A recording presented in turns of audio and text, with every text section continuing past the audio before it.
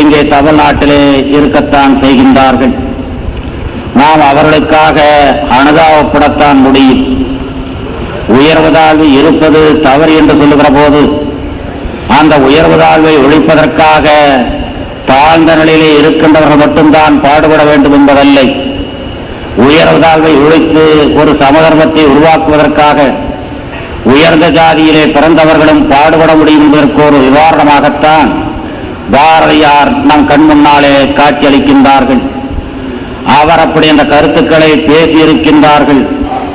அந்த கருத்துக்கள் வெற்றி பெற வேண்டும் என்பதற்காக பாடுபட்டிருக்கிறார்கள் என்று நாம் உணர்கின்ற போது அவரோடு நாமும் உணர்வாலே கொள்கையாலே ஐக்கியப்பட்டு அந்த கொள்கை வெற்றி பெறுவதற்காக அவரையும் அவருடைய எழுத்துக்களையும் பயன்படுத்திக் கொள்வதுதான் பகுத்தறிவுக்கும் சமுதாய முன்னேற்றத்திற்கும் உரியதாக இருக்க முடியுமே தவிர அதற்கு மாறான எதுவும் நல்லதாக நாட்டுக்கு உரியதாக ஆகாது என்பதை நான் இந்த நேரத்திலே குறிப்பிட விரும்புகின்றேன். ஆகவே தமிழ்நாட்டில் ஓராண்டு காலம் பாரதியாருடைய நூற்றாண்டு விழா கொண்டாடப்பட்டதென்றால் இன்றைக்கு முதல்வராக இருக்கின்ற மாண்புமிகு புரட்சித் தலைவர் அவர்களும் அவரை சார்ந்த நாங்களும் உறுதியாக ஒன்றை நம்புகின்றோம். பாரதியாருடைய பாடல்கள் தமிழ்நாடு முழுவதும் இப்பொழுது இருப்பதை விட இன்னும் பல்லாயிரம் மடங்கு பாடப்படுமே ஆனால், இசைக்கப்படுமே ஆனால் அது நிச்சயமாக தமிழ் சமுதாயத்திலே ஒரு நல்ல மாறுதலை ஏற்படுத்த முடியும் என்று நாங்கள் நம்புகின்றோம். அப்படி பாடுகின்ற இசை அரங்கங்கள் நிறைய தமிழகத்திலே ஏற்பட வேண்டும் என்று நாங்கள் விரும்புகின்றோம். தமிழ்நாட்டு மக்களுக்கு மட்டுமல்ல, இன்றைக்கு இந்தியாவிலே காணப்படுகிற பல்வேறு பிரச்சனைகளுக்கும் நல்ல மருந்தாக பாரதியினுடைய கருத்துக்கள் இருக்கும் என்றும் நாங்கள் நம்புகின்றோம்.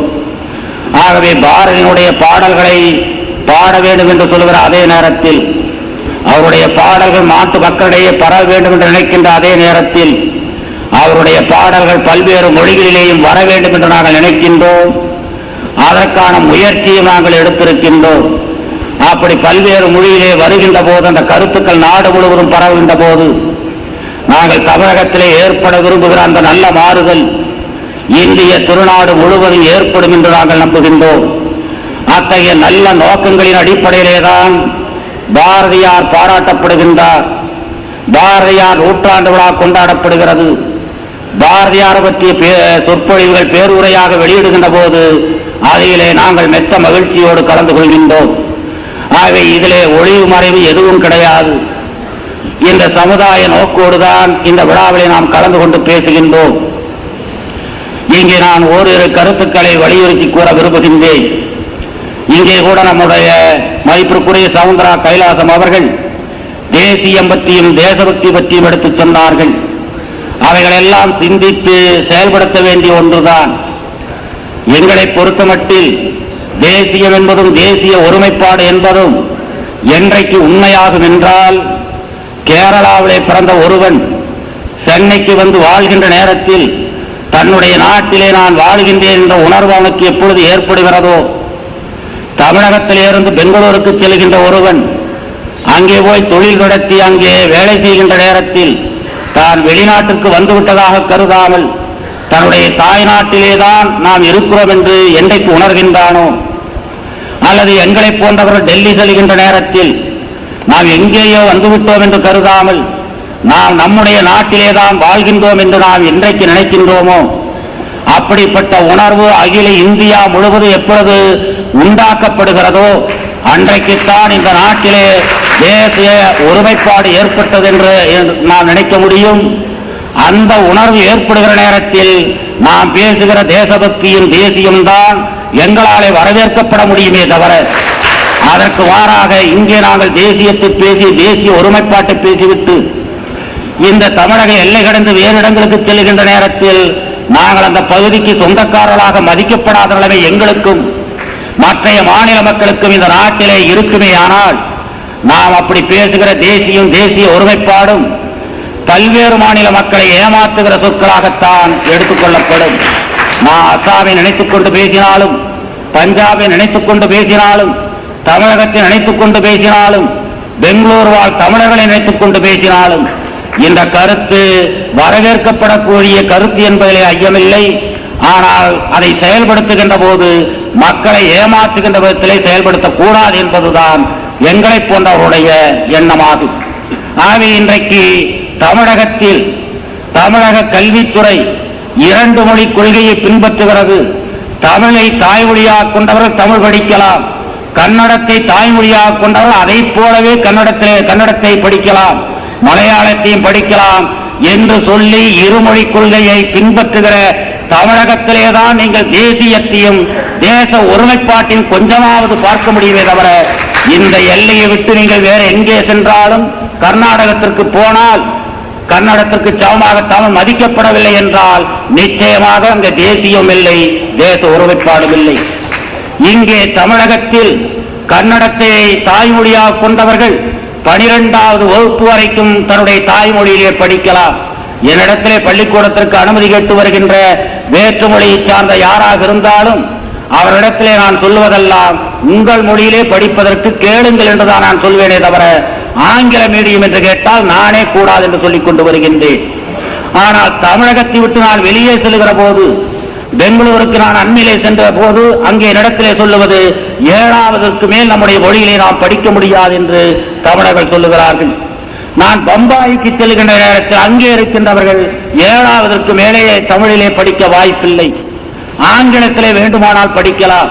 ஆனால் 7வது வரைக்கும் தமிழிலே படித்துவிட்டு பிற ஆங்கிலத்திலே படிக்க ஆரம்பித்தால் அவன் 8வதிலே நின்று விடுகிறான் அல்லது 9வதிலே நின்று விடுகிறான், அவனாலே படிக்க முடிவதில்லை. ஆகவே இன்றைக்கு பம்பாயிலே வாழுகின்ற ஏழை தமிழருடைய குழந்தைகள் 8வது 9வதிலே படிப்பை நிறுத்திவிட்டு நல்ல வேலையோ கெட்ட வேலையோ எதையோ செய்து கொண்டிருக்கிறார் என்றால் அதற்கு காரணம் அவருடைய தாய்மொழியை படிக்கக்கூடிய வாய்ப்பில்லை என்பதுதான் என்று அங்கே சொல்லுகிறார்கள். ஆகவே நான் அங்கே இருக்கிற அமைச்சர்களை பார்த்து அதற்கான ஏற்பாடுகளை செய்து 10வது வரைக்கும் படிக்கின்ற ஒரு நிலையை கொண்டு வந்திருக்கின்றோம். நான் இந்த நேரத்தில் ஒன்றை குறிப்பாக சுட்டிக்காட்ட விரும்புகிறேன். தன்னுடைய தாய்மொழியிலேயே படிக்க வேண்டும் என்று நாங்கள் சொல்லுகிற போது நாங்கள் சாதாரண ஏழை எளிய மக்களை மனதிலே வைத்துக் கொண்டு பேசுகிறோமே தவிர, படித்த வீட்டு குழந்தைகளையும் பணக்கார வீட்டு குழந்தைகளையும் உயர்ந்த ஜாதி வீட்டு குழந்தைகளையும் மனதிலே வைத்து பேசவில்லை. அதை பற்றி நாங்கள் அதிகமான அளவு அக்கறையும் எடுக்கவில்லை. ஆகவே ஆங்கில மீடியம் என்பது உயர்ந்த ஜாதி பணக்கார படித்து வீட்டு குழந்தைகளுக்கு சாதாரணமாக இருக்கலாம். ஆனால் அதே ஆங்கில மீடியம் என்பது சாதாரண ஏழை எளிய கிராமத்து குழந்தைகளுக்கு அது ஒரு பெரும் தடைக்கல்லாக இருக்கிறது என்பதை நான் இந்த நேரத்திலே சொல்ல விரும்புகிறேன். ஆகவே தமிழ் மொழியிலே கல்வியை தர வேண்டும் என்று சொல்லுகிற போது அந்த அடிப்படையிலே தான் நாம் சொல்லுகிறோமே தவிர, மந்திரி வீட்டு பையன் எங்கே எதிலே படிக்கிறான், டைரக்டர் வீட்டு குழந்தை எங்கே படிக்கிறது, செக்ரட்டரி வீட்டு குழந்தை எங்கே படிக்கிறது என்பதல்ல. இப்படி அதை சொல்லி தாய்மொழியின் மூலம் படிப்பது கூடாது என்று சொல்வார்களே, ஆனால் அவர்கள் யதார்த்தமான உலக நிலையை புரிந்து கொள்ளாதவர்கள் என்பதை தவிர வேறல்ல. ஆகவே நான் தாராவிக்கு சென்று அங்கே வாழுகிற லட்சக்கணக்கான மக்களை குழந்தைகளை பார்க்கின்ற போதுதான் ஏன் தாய்மொழியிலே படிக்க வேண்டும் என்பதை கண்ணார காண முடிந்தது. ஆக இன்றைக்கு டாக்டர் சிலம்பு செல்வர் அவர்கள் மனது குளிர்கின்ற அளவிற்கு நான் இந்த கருத்துக்களை வலியுறுத்தி பேசுவதற்கு காரணம், அம்மையார் கூட சொன்னார்கள், எங்களாலே முடிந்தால் ஆளுக்கு 5 வருஷம் 10 வருஷம் கொடுத்து டாக்டர் சிலம்பு செல்வர் அவர்கள் இன்னும் 100 வருட காலம் இருக்க சொல்லலாம் என்று அவருடைய நல்ல உள்ளத்தை நாம் பாராட்டுகிறோம். ஆனால் அவருடைய கொள்கைகள் இன்னும் 100 ஆண்டு காலம் வெற்றி பெறாமல் இருக்க வேண்டும் என்று யாரும் விரும்ப மாட்டார்கள் என்று கருதுகிறேன். அவர் காணுகின்ற நிலையிலேயே, அவர் பார்த்து மகிழ்கின்ற நிலையிலேயே அவருடைய கொள்கைகள் வெற்றி பெறுவதற்காக நாம் பாடுபடுவோம் என்று உறுதி எடுத்துக் கொள்வதுதான் இந்த நேரத்தில் நான் செய்கின்ற ஒரு நல்ல முடிவாக இருக்க முடியும் என்று கருதுகின்றேன். ஆகவே தாய்மொழி கல்வி என்பது சிந்தித்து பார்க்க வேண்டிய ஒன்றாகும். நான் அண்மையிலே கூட அண்ணா பல்கலைக்கழகத்திலே பேசுகிறோம் இன்னொன்றை சொன்னேன். நான் தாய்மொழியிலேயே கூட இன்ஜினியரிங் கல்வியை தர வேண்டும் என்று சொன்னேன். அப்படி சொல்லுகின்ற போது தாய்மொழியிலே படித்தவர்களாலே தான் அந்த தாய்மொழி பேசுகிற மக்கள் மீது ஒரு ஐக்கிய மனோபாவமும், தான் பிறந்த நாட்டின் மீது ஒரு நல்ல பற்றும், அந்த நாட்டு பிரச்சனைகளிலே அக்கறையும், அதை தீர்க்க வேண்டும் என்கிற எண்ணமும், தான் படித்த அறிவை அந்த மக்களுக்கு பயன்படுத்த வேண்டும் என்கிற இயல்பான சமுதாய உணர்வும் தேசபக்தியும் அவருடைய உள்ளத்திலே இருக்க முடியும் என்று நான் கருதுகின்றேன். ஆகவே அவனுடைய சிந்தனை வளரவும் அந்த தேசிய தேசபக்தி உணர்வு வளரவும் தாய்மொழியிலே படிக்க வேண்டும் என்று சொல்லுகிறோம். இன்றைக்கு லட்சக்கணக்கில் ஐஐடி எடுத்துக்கொண்டால் கோடிக்கணக்கிலே செலவு செய்கிறார்கள். நாம் எல்லா என்ஜினியரிங் கல்லூரிக்கும் செலவு செய்கிற பணத்திற்கு சமமாக இந்த ஒரு கல்லூரிக்கு ஐஐடிக்கு செலவு செய்கிறார்கள். ஆனால் நாம் கணக்கெடுத்து பார்க்கின்ற போது 100க்கு 90 பேர் வெளிநாடுகளிலே வேலை செய்து கொண்டிருக்கிறார்கள். கனடாவிலேயும் அமெரிக்காவிலேயும் வேறு பல இடங்களிலேயும் வேலை செய்து கொண்டிருக்கிறார்கள். அவை சாதாரண மக்களிடத்தில் இன்றைக்கு கூட பெரிய பந்து நடக்கிறது. ஒரு வரிக்காக இவ்வளவு எதிர்ப்புக்கிடையே, இவ்வளவு சங்கடங்களுக்கிடையே வரியை வசூலித்து கோடி கோடியாக நாம் இந்த நிறுவனங்களை கட்டி இவர்கள் படித்து வெளியே வருவார்கள். இவருடைய இன்ஜினியரிங் அறிவு இந்த நாட்டு மக்களுக்கு பயன்படும் என்று நாம் நினைத்துக் கொண்டிருக்கிற நேரத்தில் இவர்கள் எல்லாம் வேற்று நாட்டுக்கு வேலை செய்ய போகிறார்கள். இந்த நாட்டில் இது நம்முடைய நாடு, நாம் இந்த நாட்டினுடைய மன்னராக பிறந்திருக்கிறோம் என்பதை கூட விட்டு அந்த நாட்டுக்கு வேலை செய்கின்ற வேலைக்காரர்களாக போகத்தான் இங்கே உருவாகி கொண்டிருக்கிறார் என்று நினைக்கின்ற நேரத்தில் உள்ளபடியே நாம் வருத்தப்படுகின்றோம். இதற்கு மிக முக்கியமான காரணம் தாய்மொழியிலே படிக்காமல் இந்த வெளிநாட்டுக்கு செல்வதற்கு சௌகரியமாக நாம் ஆங்கிலத்திலேயே இன்னும் சொல்லிக் கொடுத்துக் கொண்டிருப்பதுதான் இந்த வெளிநாட்டுக்கு செல்கின்ற இந்த பழக்கத்தை அதிகப்படுத்திக் கொண்டிருக்கிறது. ஆகவே தவிர்க்கப்பட வேண்டும் என்று நான் கூறினேன். அதையே நான் இங்கே வலியுறுத்தி சொல்லிக் கொள்ள விரும்புகின்றேன். படிக்கின்றவர்கள் தன்னுடைய சமுதாயத்திற்காக தன்னுடைய அறிவையும் ஆற்றலையும் பயன்படுத்த வேண்டும் என்று நினைக்க வேண்டும். அந்த உணர்வை ஏற்படுத்த வேண்டுமேயானால் அவன் தன்னுடைய தாய்மொழியிலே படித்தால் தான் முடியும். அவன் அந்நிய மொழியிலே படிக்கின்ற வரைக்கும் அந்நியனுக்கு வேலைக்காரனாக போகின்ற அந்த உணர்வை தவிர இந்த நாட்டு மக்களுக்கு தாய் நாட்டு மக்களுக்கு தன்னை பெற்ற சமுதாயத்திற்கு பாடுபட வேண்டும் என்கின்ற அந்த தேச விசுவாசம் அந்த அளவிற்கு எதிர்பார்க்கின்ற அளவிற்கு இல்லை என்பதை நான் இங்கே சுட்டிக்காட்ட விரும்புகிறேன். இன்னொன்று மகிழ்ச்சிகரமான செய்தி, இங்கே நாம் இந்த தமிழகத்தினுடைய ஆட்சி மொழியாக தமிழ் வர வேண்டும் என்று சொல்லுகிறோம். 25 ஆண்டு காலமாக எடுத்த நடவடிக்கைகளை விட 4-5 மடங்கு தீவிரமான நடவடிக்கைகளை கடந்த 3 ஆண்டுகளிலே நாம் எடுத்து பெருமளவிற்கு தமிழ் ஆட்சி மொழி ஆவதற்கு புரட்சித் தலைவர் அவருடைய சீரிய ஆணையின் கீழ் நாம் அந்த முயற்சியை வெற்றி கொண்டிருக்கின்றோம். கடைசியாக அவர்கள் ஒரு உத்தரவை போட்டிருக்கின்றார்கள். இன்றைக்கு தமிழ் ஆட்சி மொழியாவதற்கு மிகப்பெரிய தடைக்கல்லாக இருப்பது ஆங்கில டைப்ரைட்டர்கள். தமிழிலே எழுதுங்கள் என்றால் இங்கே டைப்ரைட்டர் ஆங்கிலத்தில் தானே இருக்கிறது, தமிழ் டைப்ரைட்டர் வரட்டும் என்று சொல்வார்கள். ஆகவே நாம் அதிகமான அளவிற்கு இப்பொழுது தமிழ் டைப்ரைட்டர்களை தந்து கொண்டிருக்கிறோம். அதற்கு அடுத்த தடைக்கல் எனக்கு தமிழிலே டைப் செய்ய தெரியாது என்று அந்த டைப் அடிக்கின்றவர்கள் சொல்வது. அப்படி அவர்கள் சொல்லுகிற போது ஒரு 50 வயது 55 வயதானால் நாங்கள் சொல்லுவது நீ தமிழ் டைப்ரைட்டிங் படித்துக் கொள்ள வேண்டும் என்பது. அவர்கள் என்ன செய்வது, படிக்காமலே இருந்து கொண்டு ஒரு 50-55 வயதானால் எங்களுக்கு விதிவிலக்கு தாருங்கள் என்று கேட்டு விதிவிலக்கு வாங்கிக் கொள்வது. கடைசியாக ஒருவர் விதிவிலக்கு கேட்டு போன போது அதிலே மாண்புமிகு புரட்சித் தலைவர் என்ன எழுதியிருக்கிறார் என்றால், இவருக்கு விதிவிலக்கு தந்து இவருக்கு சம்பளம் கொடுத்து வேலைக்கு வைத்துக் கொள்வதன் மூலம் தமிழ் ஆட்சி மொழியாக வருவது இன்னும் காலம் கடந்து போகும் என்றால் இவருக்கு இந்த 3 ஆண்டு காலத்தில் இவருக்கு என்னென்ன சலுகைகள் கிடைக்குமோ அதையெல்லாம் இன்றைக்கே கொடுத்து இவரை வீட்டுக்கு அனுப்புங்கள் என்கிற உத்தரவை யோசனையை மாண்புமிகு புரட்சித் தலைவர் தந்திருக்கிறார் என்றால் இதற்கு மேல் எவ்வளவு தீவிரமாக போக முடியும் ஒருவரால் என்பதை பார்க்க வேண்டும். அந்த அளவிற்கு ஒரு நல்ல சீரிய முயற்சியை தமிழக அரசு எடுத்து வருகிறது என்பதை டாக்டர் சிலம்புச்செல்வர் அவர்களுக்கு நான் அங்கே மேலவிலே பேசும்போது சொல்லியிருந்தாலும் அவர்கள் கேட்டிருக்கக்கூடும். இருந்தாலும் அவரை வைத்துக் கொண்டு உங்கள் மூலமாக தமிழக மக்களுக்கும் நான் சொல்லிக்கொள்ள விரும்புகிறேன். இறுதியாக ஒரே ஒரு கருத்து, அவர் மாநில சுயாட்சி பற்றி பேச இருக்கின்றார்கள். ஆனால் மாநில சுயாட்சி பற்றி பேசுகிற போது அதிகார பிரிவினையை பற்றி பேசுவார்கள். அது பேசத்தான் வேண்டும். ஆனால் அதற்கு முன்னாலே ஒன்றை சிந்தித்து பார்க்க வேண்டும். இன்றைக்கு நம்முடைய அரசியல் சட்டத்தில் தனி மனித உரிமைக்கு தந்திருக்கிற ஒரு இடம் இருக்கிறது. அதை நாம் முதலிலே சிந்தித்து பார்க்க வேண்டும். சமுதாயத்திற்கு மேலே, தேசத்திற்கு மேலே தனி மனித உரிமையை கொண்டு போய் வைத்திருக்கின்றோம். தனி மனித உரிமையா சமுதாய நன்மையா என்று வருகிற போது நீதிமன்றங்களில் இருந்து வருகிற தீர்ப்புகள் பெரும்பாலும் அந்த தனி மனித உரிமைக்குத்தான் போய் சேருகிறது. நான் உதாரணத்திற்கு கொண்டை சொல்லிக்கொள்ள விரும்புகிறேன். நான் இந்த 4 ஆண்டு காலமாக கல்வி அமைச்சராக இருக்கின்றேன். நாங்கள் வெளியிடுகிற என்ஜினியரிங் கல்லூரி மாணவர்களை அனுமதிக்கிற அந்த பட்டியல் வெளிவந்தவுடன் யாராவது ஒருவர் இருவர் அதை எதிர்த்து கோர்ட்டுக்கு போவார்கள். இதுவரையிலும் ஒரு 4000 ரூபாய் 5000 ரூபாய் செலவு செய்து ஒரு இடம் வேண்டும் என்று சொல்லி கோர்ட்டுக்கு போன யாரும் தோல்வியுற்றதாக நான் படிக்கவில்லை. இறுதியாக அண்ணாமலை பல்கலைக்கழகத்தை பற்றி ஒரு 2 பேர் போனார்கள். அவர்களுக்கும் இடம் தர சொல்லித்தான் அந்த நீதிமன்றம் தீர்ப்பை வழங்கி இருக்கிறதே தவிர பொது நன்மையை சமுதாய நன்மை சிந்திக்கின்ற அளவிற்கு இன்றைக்கு நாட்டின் நிலைமை இல்லை. அப்படி அரசியல் சட்டம் இருக்கிறது. அதை தனி மனிதனுக்கே இந்த அளவிற்கு உரிமையை நாம் மகுடம் சுட்டி வைத்துவிட்டு தேசபக்தியை பற்றியும் அல்லது வேறு உரிமைகளை பற்றியும் பேசுவது என்பது நாம் நியாயமானதாக இருக்க முடியாது.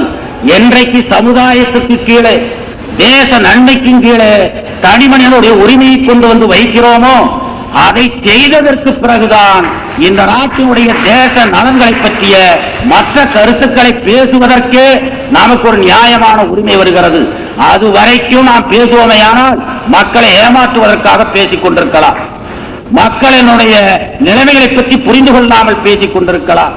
ஆகவே அந்த ஒரு கருத்தையும் இன்னொன்றை நான் சொல்லிக்கொள்ள விரும்புகிறேன். எந்த அதிகாரம் யார் கையிலே இருக்கிறது என்பதல்ல முக்கியம். மாநில சுயாட்சி என்பது மாநிலங்களுக்கு தரப்படுகிற மரியாதையை பொறுத்துத்தான். ஆகவே மத்தியில் இருக்கிற அரசு மாநிலங்களை சமமாக மதிக்க வேண்டும். நான் இப்படி சொல்லுகிற போது கர்நாடக மாநிலத்தையும் தமிழகத்தையும் சமமாக மதிப்பது என்பது மட்டுமல்ல, டெல்லி அரசு தனக்கு சமமாக மாநிலங்களை மதிக்க வேண்டும். அதை என்றைக்கு மத்திய அரசு தனக்கு சமமாக மாநில அரசை மதிக்கின்ற அந்த பண்பு வருகிறதோ அன்றைக்குத்தான் மாநில சுயாட்சிக்கான அடிப்படையே போடப்பட்டதாக கருதப்படும். அந்த பண்பு வந்ததற்கு பிறகு அதிகாரம் எங்கே இருப்பது என்பதை பற்றி நாம் பிறகு பேசிக் கொள்ளலாம். முதலில் அந்த பழக்கமே இல்லை. அந்த பண்பே 35 ஆண்டு காலமாக வளர்க்கப்படவில்லை. இன்றைக்கு இந்தியாவிலே எத்துணை மாநில முதலமைச்சர் எதிர்கட்சிக்காரானாலும் சரி சொந்த கட்சிக்காரானாலும் சரி அச்சத்தோடும் இந்த மரியாதையற்ற நிலையிலேயும் எவ்வளவு நாட்களை கழித்துக் கொண்டிருக்கிறார்கள் என்பது இந்த நாட்டில் கூட்டாட்சிக்கும் மாநில சுயாட்சிக்குமான ஒரு அடிப்படை நாம் இன்னும் போட்டுக் கொள்ளவில்லை என்பதைத்தான் அதை எடுத்துக் காட்டிக் கொண்டிருக்கிறது. ஆக அந்த சுயாட்சி பற்றி பேச வேண்டும் என்றாலும் அல்லது அம்சங்களை போற்றி விசாரிக்க வேண்டும் என்றாலும் முதலிலே நாம் ஒன்றை பழகிக் கொள்ள வேண்டும். மாநிலங்களை சமமாக மதிப்பது என்பதை அவர்கள் பழகிக் கொள்ள வேண்டும். டெல்லியிலே இருக்கின்ற டெல்லி பேரரசு பழகிக் கொள்ள வேண்டும். யார் பிரதமர் என்பது அல்ல பிரச்சனை. அந்த பழக்கமே அங்கே வந்து வர வேண்டும். அந்த அடிப்படை பண்பை நாம் முதலிலே வளர்ப்பதற்கான காரணங்களை கண்டு ஆராய்வோமேயானால் எது மாநில சுயாட்சி, நமக்கு எப்படிப்பட்ட கூட்டாட்சி தேவை என்பதை பற்றிய ஒரு சிறந்த முடிவுகளை சிறந்த நிலைகளை புரிந்து கொள்ளக்கூடிய ஒரு சூழ்நிலை நாட்டிலே ஏற்படும் என்று இந்த நேரத்திலே சொல்லிக் கொள்ள விரும்புகிறேன். இவைகள் எல்லாம் டாக்டர் சிலம்புச்செல்வர் அவர்கள் பல்லாண்டு காலமாக சொல்லிக் கொண்டு வருகிறார் என்பது அனைவருக்கும் தெரியும். இந்த கருத்துக்கள் இங்கே மட்டுமல்ல, இன்றைக்கு மட்டுமல்ல, இந்தியா முழுவதும் எல்லா இடங்களிலேயும் பல்வேறு சந்தர்ப்பங்களிலேயும் பல்வேறு நிலைகளிலேயும் பேசப்பட வேண்டும், விவாதிக்கப்பட வேண்டும், யதார்த்தமான நிலையிலே முடிவுகள் எடுக்கப்பட வேண்டும். அப்பொழுது ஒரு ஒன்றுபட்ட இந்தியாவை, வலிமையுள்ள இந்தியாவை நம்மாலே உருவாக்கி காட்ட முடியும் என்பதை நான் இந்த நேரத்திலே கூறி, டாக்டர் சிலம்புச்செல்வர் அவர்கள் இன்னும் பல்லாண்டுகள் வாழ்ந்து தமிழ் சமுதாயத்திற்கும் இந்தியாவிற்கும் தன்னுடைய பொன்னான அரிய சேவையை தொடர்ந்து செய்ய வேண்டும் என்ற என்னுடைய நல் விருப்பத்தை இந்த நேரத்திலே தெரிவித்து அனைவருக்கும் நன்றி கூறி விடைபெறுகின்றேன். வணக்கம். பெருமதிக்கும் உரிய ஐயா சிலம்புச்செல்வர்களே,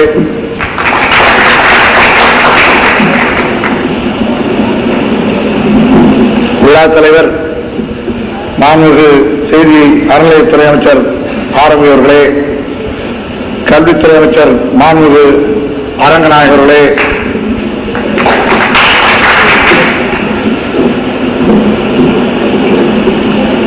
$11,000 காசுகளை அளித்து நம்முடைய மாண்புமிகு சிலம்புச்செல்வர்களை பாராட்டி அமர்ந்திருக்கிற டாக்டர் எம் ராமசாமி அவர்களே,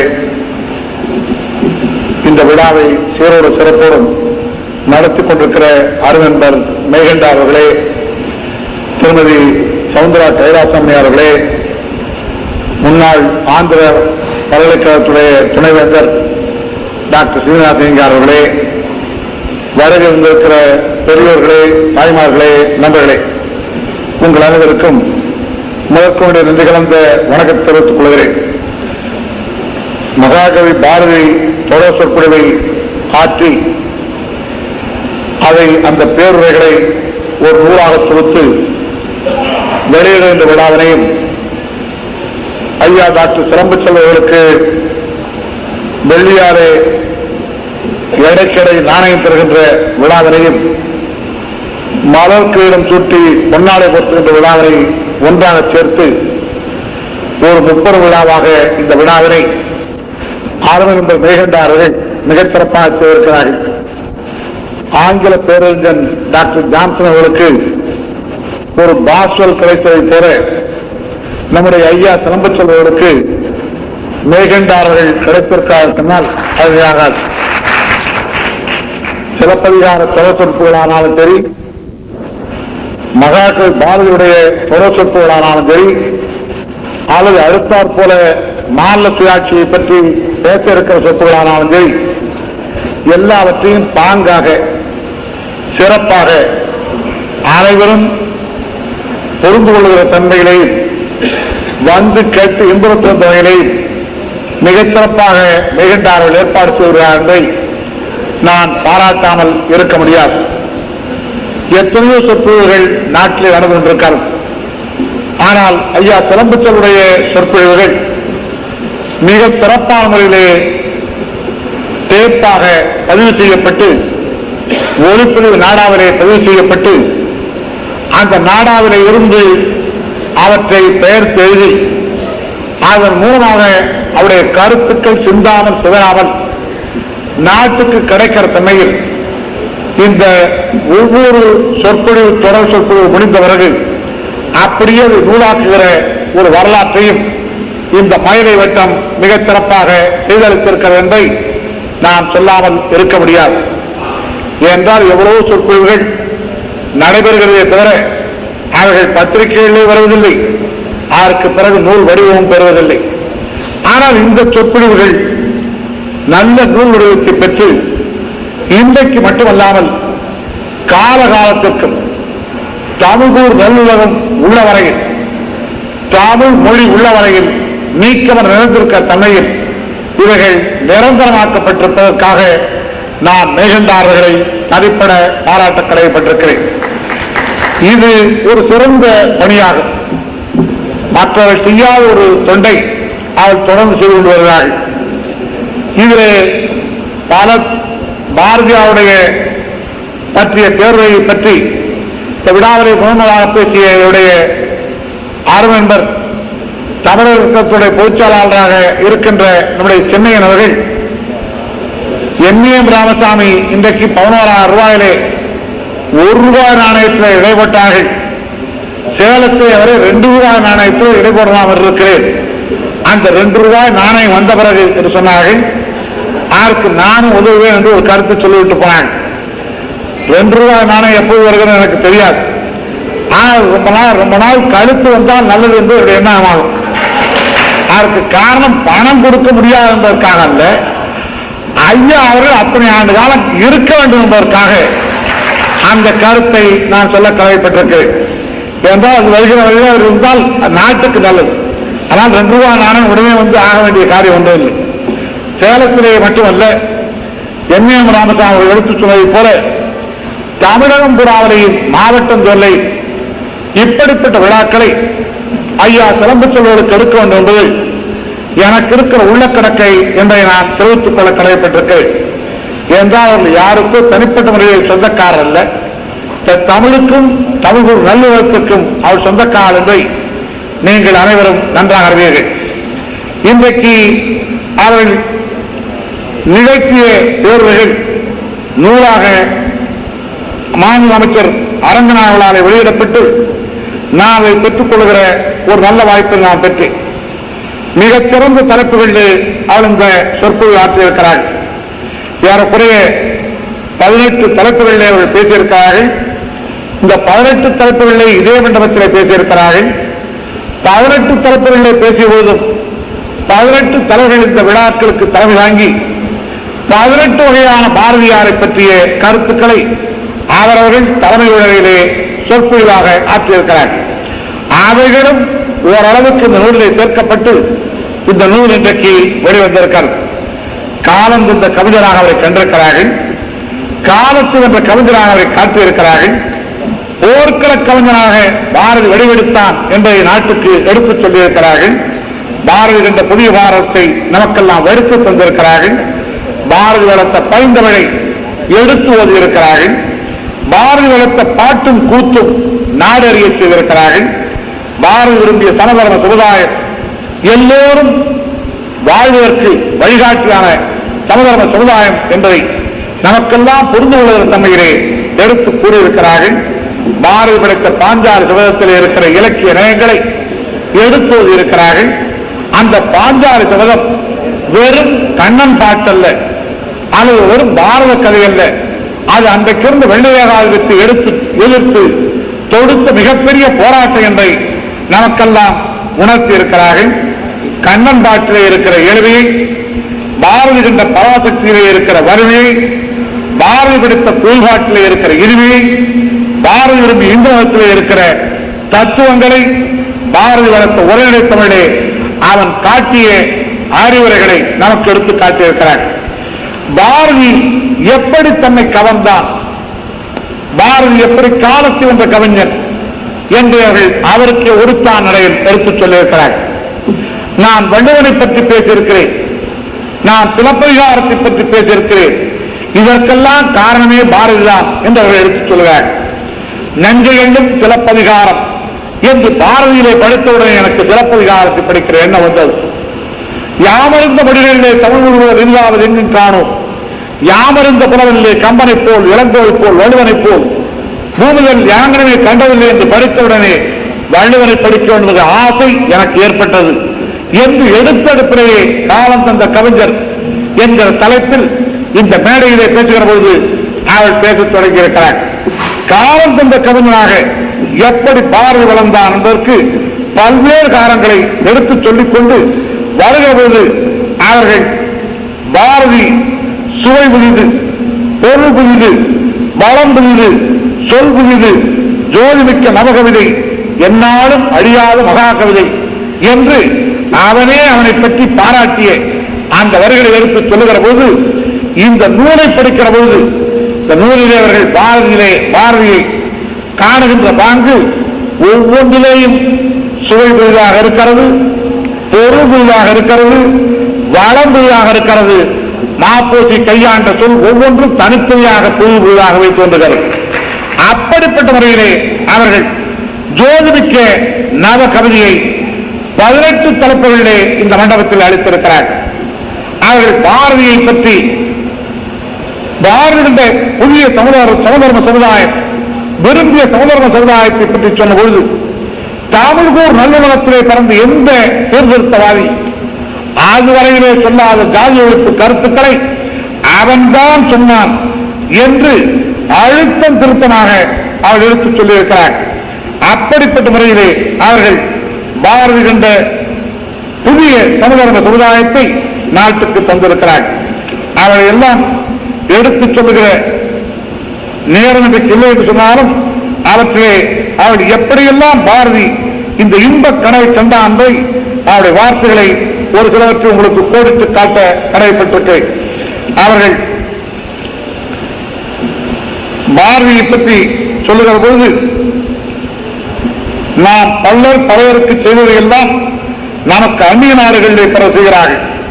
நமது சிருங்கேரி சங்கராச்சாரியாரும் வானவனமலை ஜீயர் சாமிகளும் நேட்டால் டிரான்ஸ்வால் தேசங்களுக்கு போவார்களே, ஆனால் ஊருக்குரிய சேரிகளிலே வாசம் செய்ய வேண்டும். சாதாரண மனிதர்கள் நடக்க ரஸ்தாக்களிலே நடக்கக்கூடாது, பிரத்யேகமாக வரையில் நடக்க வேண்டும். நாம் நமக்குள்ளே ஒரு பகுதியாரை நீசர்கள் என்று பாவித்தோம்.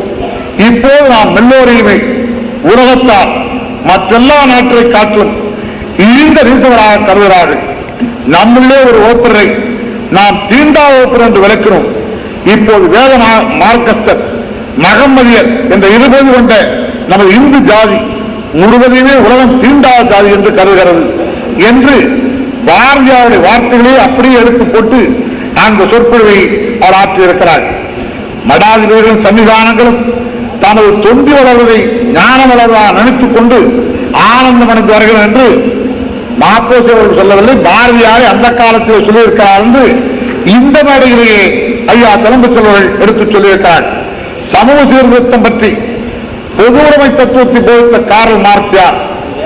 சர்வதேச மாறுபாடுகள் என்று சொல்லத்தக்க யூத சமூகத்திலே பிறந்தவல்லவா? பாரதியாரை அவர் பார்ப்பன சமுதாயத்தை சார்ந்தது என்று சிலர் சொல்லுவதை சுட்டிக்காட்டி, கார்ல் மார்க்ஸ் யூத சமுதாயத்தை சார்ந்ததுதான் அவன் உலகத்திற்கே சமுதாயத்திற்கு புதிய புதிய கம்யூனிச தத்துவத்தையே வழிகாட்டினான் என்று மேற்கோளை எடுத்துக்காட்டி ஒரு மிகப்பெரிய சீர்திருத்தவாதியை அந்த உயர்ந்த ஜாதி தமிழகத்திற்கு பெற்று தந்திருக்கிறது என்ற வரலாற்று உண்மையை கூட அவர்கள் ஒழிக்காமல் மறைக்காமல் எடுத்துச் சொல்லியிருக்கிறார். சுதேசபுத்திரன் சுப்பிரமணியரையும் வேளாண் சமுதாயத்தை சார்ந்த வ.உ.சி.யையும் அங்கு ஆழ்துறையை கொன்ற வாஞ்சிநாதனையும் எப்படியெல்லாம் பாரதி பாராட்டினான் என்பதை ஐயா சிலம்பு செல்வர்கள் அந்த பாரதி விரும்பிய சமூக சமுதாயம் என்பதை எடுத்து காட்டியிருக்கிறார். அப்படி ஜாதி மதங்களை பாரும் உயர் ஜன்மமி தேசத்தில் எதிராய் வேதியராயினும் ஒன்றே அன்று வேறு குலத்தில் ஆயினும் ஒன்றே என்கிற அந்த பாடல்களை எல்லாம் எடுத்து போட்டு மிகச் சிறப்பாக இந்த தேர்வுகளை ஆற்றியிருக்கிறார். கடைசியாக அவர்கள் பாரதியை பற்றி ஆற்றிய சொற்பொழிவு பாரதி வளர்த்த உறவுகளை தமிழ் என்பதாக.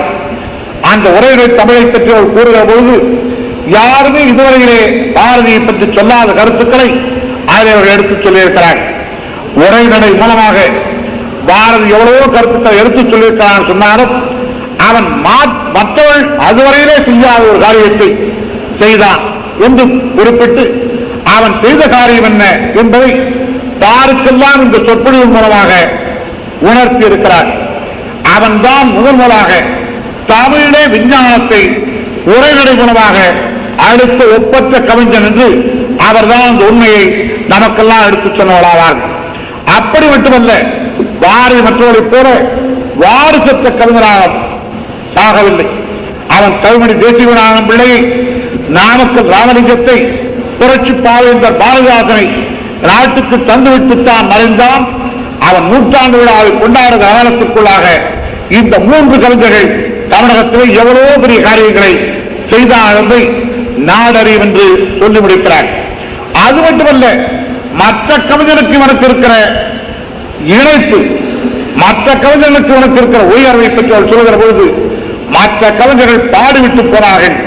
அது நடந்ததா இல்லையா என்பதை நாட்டிலே பார்ப்பதற்கு கூட முடியவில்லை. ஆனால் பாரதி அவன் கண்ட கனவுகள் அத்தனையும் நனவாயிற்று. அவன் ஆங்கில ஏகாதிபத்தியம் நாட்டை விட்டு அறவை அழிய வேண்டும் என்று கருதினான், அது நடந்தது. ஜாதியில் ஒழிய வேண்டும் என்று கருதினான், அது உறவு நடந்து கொண்டிருக்கிறது. அவன் பலவற்றை எங்கும் தமிழ் எழுதும் தமிழ் செந்தமிழ் போது இந்த தேர்ந்து பாய்வு தாழ்வு என்று சொன்னான். இந்த நாட்டுக்கு தமிழ்நாடு என்று பெயர் வைத்து ஆகிவிட்டது.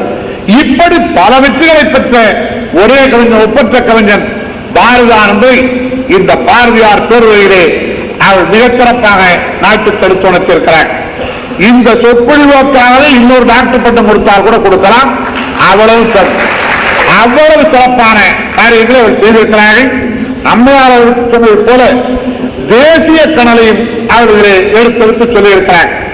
தேசிய கனலே நாங்கள்லாம் தேசிய பாரம்பரியத்திலே வந்தவர்கள் என்று உங்களுக்கு எல்லாம் தெரியும். ஆனால் இன்றைக்கு இவ்வளவு பெரிய விழாவிலே கூட தேசியத்தாரை பாராட்டுவதை நாங்கள் தான் பாராட்டிக் கொண்டிருக்கிறோம். அதுதான் இங்கே இருக்கிற விவகாரம். என்றால் நம்முடைய கல்வி அமைச்சர்கள் தேசியத்தை பற்றி ரொம்ப அக்கறையோடு பேசினாங்க. ஆனால் அவர் பேசும்போது ஒன்றை குறிப்பிட்டாங்க. மத்திய சர்க்கார், டெல்லியிலே இருக்கிற சர்க்கார் மாநிலங்களை சமமாக மதிக்க வேண்டும் என்று சொல்லிவிட்டு இன்னொன்றை சொன்னாங்க. டெல்லி பேரரசு என்று குறிப்பிட்டாங்க. அவர்களை பேரரசு என்று ஒத்துக்கொள்ளுகிற வரையில் நம்மை அவர்கள் சமமாக மதிக்க மாட்டாங்க. அது நமக்கு சரியான அமைச்சாக வந்தால்தான் முடியும் என்றால் எனக்கு டெல்லி ரொம்ப தெரியும். அவர்கள் மதிப்பாளர் என்று நினைத்துக் கொண்டு நாம் நடைபெறுவது தப்பு. அவர் ma.po.si அவர்களுக்கு இந்த நாட்டிலே தேசியத்தை வளர்த்த பெருமை உண்டு. அவராலே நாம் வளர்க்கப்படுவோம், அதே தேசியத்தை மதிக்கிறோம். அதுதானே தவிர மற்றபடி வேறொன்று அல்ல. இதனால டெல்லிக்காரனுக்கு இதெல்லாம் சொன்னால் புரியவும் புரியாது, தெரியவும் தெரியாது. அது ரொம்ப காலமாகும்.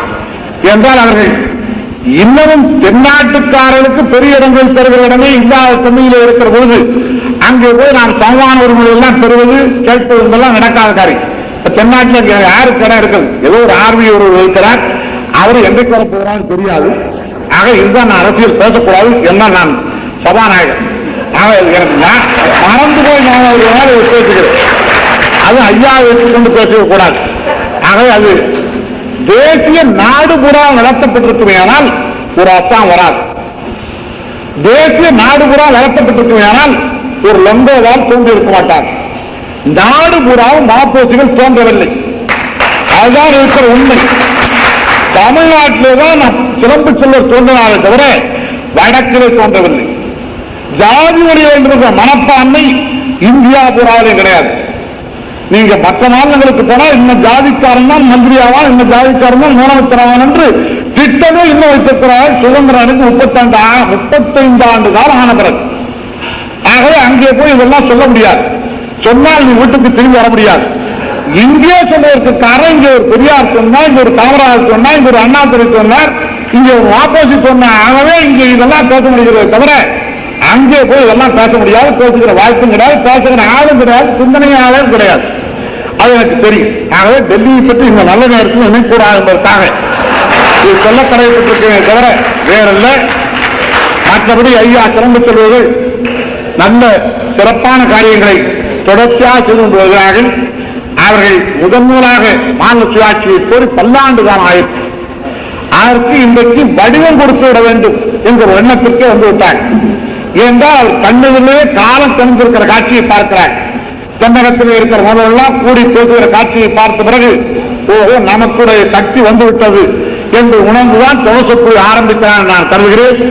ஆகவே தொடர் சொற்பொழி ஆரம்பித்து முடிக்கிற பொழுது மாநில சுயாட்சி இந்தியாபுரம் மலர்கிற காட்சியை நாம் காண வேண்டும் என்கிற விளைவை தெரிவித்து ஐயா அவர்கள் பல்லாண்டு வாழ்ந்து தமிழ் நல்லுலகத்திற்கு மேலும் மேலும் பல இலக்கியங்களை சிறந்த அரசியல் சிந்தனைகளை எங்களை போன்றவர்களுக்கு இந்த வருங்கால சந்ததிக்கும் அவர் தர வேண்டும் என்று உங்கள் அனைவரின் சார்பாக கேட்டுக்கொண்டு வாழ்க ஐயா சிறப்பு செல்வர்கள் கூறி விடைபெறுகிறேன். வணக்கம். டாக்டர் சிலம்பு செல்வர் அவர்களே, உரையாற்றி அமைந்திருக்கின்ற பெருமக்களே, தாய்மார்களே, நண்பர்களே,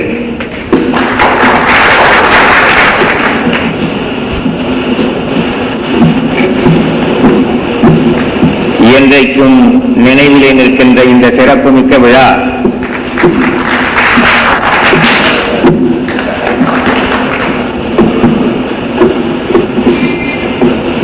நிறைவுறுகிற கட்டத்திற்கு வந்திருக்கிறது என்பதை தெரிவித்துக் கொண்டு இறுதியாக இந்த விழாவின் நாயகர் டாக்டர் சிலம்பு செல்வர் அவர்கள் தன்னுடைய அறிவுரையை இந்த நாட்டு மக்களுக்கும் நம்மை போன்றவர்களுக்கும் வழங்குவதற்கு முன்னாலே 1-2 கருத்துக்களை நான் தெரிவிப்பதற்கு உங்கள் அனுமதியை வேண்டுகிறேன். இன்றைக்கு நடைபெற்றுக் கொண்டிருக்கின்ற இந்த விழாவை குறித்து முன்னாலே உரையாற்றிய பெருமக்கள் அனைவரும் மிகச் சிறப்பாக எடுத்து விளக்கியிருக்கிறார்கள். மாண்புமிகு டாக்டர் சிலம்பு செல்வர் அவர்களை பற்றி பேச துவங்குகிற பொழுதே தமிழ் மொழி அங்கு இடம்பெறுகிறது. தமிழ் மக்களுடைய வரலாறு அங்கு முன்னாலே வந்து நிற்கிறது. தேசியம் அதற்கு முன்னாலே முந்திக் கொண்டு வருகிறது. விடுதலை போர் அதற்கு முன்னாலே வந்து நிற்கிறது. அதற்கு பாடுபட்ட தலைவர்கள் எல்லாம் நம் கண் முன்னாலே வந்து நிற்கிறார்கள். இவைகளுக்கெல்லாம் மேலாக இங்கே விவாத பொருளாக மாறியிருக்கிற தேசியமும் நமக்கு முன்னாலே வந்து நிற்கிறது. இவைகளுக்கெல்லாம் அடிப்படையாக யார் அமைந்திருக்கிறார்கள் என்பதைத்தான் டாக்டர் சிலம்பு செல்வர் அவர்கள் நமக்கு எடுத்து காட்டியிருக்கிறார்கள் என்பதை நம்முடைய சட்டமன்ற பேரவை தலைவர் அவர்கள் தன்னுடைய சொற்பொழிவிலே குறிப்பிட்டார்கள். மகாகவி பாரதியை நாம் படிப்பதற்கு பிறகுதான் அவன் காட்டிய இளங்கோவை கற்க ஆரம்பித்தேன். வள்ளுவரை பற்றி தெரிந்து கொள்ள துவங்கினேன். கம்பனை பற்றி தெரிந்து கொள்வதற்கு முயற்சித்தேன். இவர்களை தெரிந்து கொள்ள முயற்சிக்கிற நேரத்திலேதான் தமிழ்நாடு எனக்கு தெரிந்தது. தமிழ்நாட்டை நான் தெரிந்து கொள்ளுகிற நேரத்திலேதான் தமிழ் மொழியின் நிலையும் எனக்கு புரிந்தது. தமிழின் நிலையை புரிந்ததற்கு பிறகுதான் தேசியத்திற்குள்ள புதுப்பொருளே எனக்கு புரிந்தது என்பதை மாண்புமிகு டாக்டர் சிலம்பு செல்வர் அவர்கள் மிக தெளிவாக தன்னுடைய அரசியல் வரலாற்றில் வாழ்க்கையில் எடுத்து காட்டிக் கொண்டிருக்கிறார்கள். நான் இங்கே என்னுடைய கருத்துக்களை எடுத்து வைப்பதை விட ஒரு 17 ஆண்டுகளுக்கு முன்னாலே நம்முடைய இதயத்திலே என்றைக்கும் நிறைந்திருக்கின்ற தமிழகத்தின் நாயகராம் பேரறிஞர் அண்ணா அவர்கள் நம்முடைய சிலம்பு செல்வருடைய மணி விழாவிலே 60வது ஆண்டு நிறைவு விழாவிலே ஆற்றிய சொற்பொழிவிலே இருந்து சில கருத்துக்களை இங்கே எடுத்து வைப்பதுதான் என்னுடைய கடமை என்று நான் கருதுகிறேன். காரணம், அன்றைக்கு அவர்கள் ஆற்றிய அந்த உரையிலே இருக்கின்ற கருத்துக்கள் இன்றைக்கும் நிறைவு பெறாமல் இருக்கின்றன, முற்று பெறாமல் இருக்கின்றன. நாம் நடத்தி கொண்டிருக்கின்ற போராட்டத்தினுடைய தொடர் நிகழ்ச்சிகளாக நடந்து கொண்டிருக்கின்றன என்பதையும், அதை நடத்துகின்ற தளநாயகராக நம்முடைய சிலம்பு செல்வர் அவர்கள் விளங்கிக் கொண்டிருக்கிறார்கள் என்பதையும் நம்மாலே புரிந்து கொள்ள முடியும் என்கிற காரணத்தினாலே பேரறிஞர் அண்ணா அவர்களுடைய உரையிலே இருந்து சில பகுதிகளை உங்களுக்கு எடுத்துச் சொல்லுவது பலனளிக்கும் என்று நான் கருதுகிறேன். நம்முடைய சிலம்பு செல்வர் அவர்களை பற்றி இங்கே பேசிய நேரத்தில் நம்முடைய சபாநாயகர் அவர்கள் அவர்களுக்கு தமிழிடத்திலே இருக்கின்ற மிகச்சிறந்த பற்றையும் அதன் மூலம் அவர்கள் இலக்கியத்திற்கு ஆற்றியிருக்கிற சிறப்பையும் இங்கே எடுத்து குறிப்பிட்டார்கள். அம்மையார் திருமதி சவுந்தரா கைலாசம் அம்மையார் அவர்களும் அவர்களை பற்றி மிகச்சிறந்த உணர்வுகளை, இலக்கிய பணியை பற்றி அவர்கள் எடுத்து குறிப்பிட்டு காட்டினார்கள். இதை பற்றி பேரறிஞர் அண்ணா அவர்கள் என்ன சொல்லுகிறார்கள் என்பதை பார்த்தால்தான் அவர்கள் எப்படி நம்முடைய சிலம்பு செல்வரை கணக்கிட்டிருக்கிறார்கள் என்பதும், அவர்களிடத்திலே எத்தகைய ஆற்றல், மற்றவர்களிடத்திலே இல்லாத ஆற்றல், இன்னும் அண்ணா அவர்களுடைய வாக்குப்படி பார்த்தால் தன்னிடத்திலே கூட இல்லாத ஒரு திறமையை சிலம்பு செல்வர் பெற்றிருக்கிறார் என்று அறிஞர் அண்ணா அவர்கள் குறிப்பிட்டு காட்டுகிறார்கள். அரசியல்வாதிகள் இலக்கியத்தை துறந்ததும், இலக்கியவாதிகள் என்று தங்களை கூறிக்கொள்ளுகிறவர்கள் அரசியலை ஏதோ தீண்டத்தகாத துறை என்று கருதியதும் மிக சிறப்பாக விளங்கிக் கொண்டிருந்த காலத்திலேதான் நம்முடைய சிலம்பு செல்வர் அவர்கள் அரசியலுக்கும் இலக்கியத்திற்கும் ஒரு மிகச்சிறந்த திருமணத்தை நடத்தி வைத்து, அந்த திருமணத்திலே அவர் மணநாயகராகவும் விளங்கி அத்தகைய ஒரு புதிய வரலாற்றை தமிழகத்திலே உருவாக்கி இருக்கிறார்கள். அப்படிப்பட்ட ஒரு சூழ்நிலையை பேரறிஞர் அண்ணா அவர்களே எடுத்து காட்டுகிறார்கள். அவருடைய உரையை நான் இப்பொழுது அந்த பகுதியை மாத்திரம் உங்களுக்கு கோடிட்டு காட்டுகிறேன். பேரறிஞர் அண்ணா அவர்கள் பேசுகிறார்கள், பொதுவாக அரசியலிலே ஈடுபட்டிருப்பவர்கள் இலக்கியத்தை இரண்டாம் தரமாகத்தான் கவனிப்பார்கள். இலக்கியத்திலே தங்களை ஈடுபடுத்திக் கொண்டிருப்பவர்கள் அரசியலை தகாத ஒன்றாகவே கருதுவார்கள். ஆகவே அரசியல் இலக்கிய மனமற்றதாகவும், இலக்கியம் அரசியலால் கவனிக்கப்படாததாகவும் ஒன்றுக்கொன்று முரண்பட்டு தமிழகத்திலே இருந்து வந்த நாட்களிலேதான் ma.po.si அவர்கள் அரசியலையும் மறந்தாரில்லை, இலக்கியத்தையும் இழந்துவிடவில்லை. இதன் பலன் என்ன என்றால், பழந்தமிழர் அரசு முறை எல்லோருடைய உள்ளங்களிலும் பசுமையாக இருக்கிறது. பழந்தமிழகத்தின் அரசியலையும் உழவர்களின் பண்பையும் வீரர்களின் மாண்பையும் ma.po.si அவர்கள் அரசியலிலும் இலக்கியத்திலும் பிணைத்து காட்டியதால் அறிய முடிகிறது. இலக்கியத்தில் ஈடுபட்டவர்களுக்கு அரசியலும், அரசியலில் ஈடுபட்டவர்களுக்கு இலக்கியமும் தேவையில்லை என்று எண்ணிக்கொண்டிருக்கிறோம். 20 அல்லது 30 ஆண்டுகளுக்கு முன்பு வேண்டுமானால் அப்படி அரசியலில் இருந்து இலக்கியத்தையும், இலக்கியத்திலிருந்து அரசியலையும் பிரித்து வைத்திருக்கலாம். இன்றைய தினம் அரசியலானது வாழ்க்கையின் ஒவ்வொரு துறையிலும் ஊடுருவி இருக்கிறது என்று தொடர்கிறார்கள். ஆகவே டாக்டர் சிலம்பு செல்வர் அவர்களுக்கு மிகப்பெரிய சிறப்பு. இந்த நாட்டிலே அரசியலிலே ஈடுபட்டவர்கள் இலக்கியத்தை தொடுவதே பாவம் என்று எண்ணிக்கொண்டிருந்த நேரத்தில் இலக்கியவாதிகளாக மாறிவிட்டவர்கள் அரசியலுக்குள்ளே நுழைவது கூடாது என்று எண்ணிக்கொண்டிருந்த நேரத்திலே அரசியலையும் இலக்கியத்தையும் இணைத்த ஒரு ஆற்றல் மிக்க தலைவராக அன்றைக்கும் விளங்கிக் கொண்டிருந்தார்கள், இன்றைக்கும் விளக்கிக் கொண்டிருக்கிறார்கள். அதனாலேதான் அரசியலிலே ஈடுபட்ட சில பேர் எங்கே என்று தேடுகின்ற நிலைமைக்கு ஆளானாலும் இலக்கியத்திலே ஈடுபட்டிருக்கிற காரணத்தினாலே அவர்களை என்றென்றைக்கும் சமுதாயத்தினுடைய நினைவிலே இருந்து அகற்ற முடியாது என்பதை மகாகவி பாரதி இன்றைக்கு நினைவுபடுத்திக் கொண்டிருக்கிறார். மகாகவி பாரதியோடு அன்றைக்கு உழைத்தவர்கள், அரசியலிலே பாடுபட்டவர்கள், அரசியலிலே உழைத்தவர்களை இந்த சமுதாயம் மறந்து கூட போயிருக்கிறது. அவர்களுடைய பெயரை பட்டியலை இங்கே சொல்லிக் கொண்டிருப்பதற்கு அவசியமில்லை. ஆனால் பாரதியை மறக்க முயற்சித்தது, ஆனால் மறக்க முடியவில்லை. மறந்தாலும் நினைவுபடுத்துகிற சூழ்நிலையை இன்றைக்கு நாம் ஏற்படுத்தி இருக்கிறோம். அவருடைய 100ஆண்டு விழாவை இந்த ஆண்டு முழுவதும் தமிழக அரசு கொண்டாடியது. மாண்புமிகு புரட்சித் தலைவர் அவர்கள் எந்த கட்சியை சார்ந்தவர்கள், அவர் பதவிக்கு வந்தவுடனே இந்த தமிழ் இலக்கியத்தையும் தமிழ் மொழியை காக்கின்ற உரிமையையும் தங்களுக்கே பட்டயம் கட்டிக் கொண்டிருப்பதாக கருதிக் கொண்டிருந்த சில பேர் சொல்லிக் கொண்டிருந்தார்கள், இந்த அரசு தமிழை காக்காத அரசு, தமிழுக்கு துரோகம் செய்கிற அரசு, தமிழ் மொழியை நினைக்காத அரசு என்று சொன்னவர்கள் தமிழுக்கு தானை தலைவர்கள் தாங்கள்தான் என்று பறைசாற்றிக் கொண்டிருந்தவர்களை நாம் இன்றைக்கு பார்த்து எண்ணி நகையாடுகிற வகையிலே புரட்சித் தலைவர் இன்றைக்கு தமிழுக்காக ஆட்சியை நடத்தி கொண்டிருக்கிறார் என்பதை தமிழுக்கே உரிய தலைவர் மாண்புமிகு சிலம்பு செல்வர் அவர்களே இந்த நூலை புரட்சித் தலைவருக்கு காணிக்கையாக்கி இருக்கிறார் என்பதிலே இருந்து இன்றைக்கு மிகப்பெரிய சான்று கிடைத்திருக்கிறது. இதை தவிர வேறு யார் இதற்கு புகழுரை கூற வேண்டும் என்று கருதுகிறீர்கள்? இந்த ஆட்சி தமிழுக்கு